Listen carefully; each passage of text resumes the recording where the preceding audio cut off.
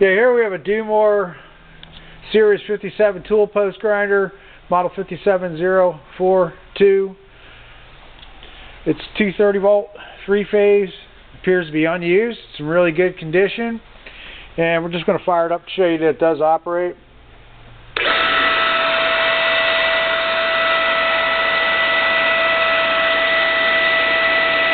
Of course, we don't have the belt on it right now,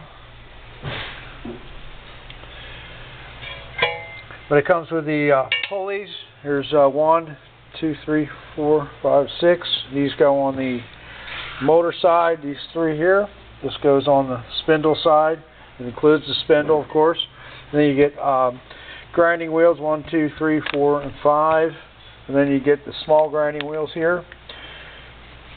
Here's your wheel dresser, your diamond wheel dresser, and some adjustment tools. Comes with the shroud and 2 other additional spindles for the smaller grinding wheels. 3 belts, 1, 2, and 3. Your instruction and parts manual, and it comes in a plastic case. As we said, it's unused. It's in really good condition. We checked all the functions on here, and everything appears to operate very nicely. Here's your tool post holder right here. Again, we'll fire it up for you.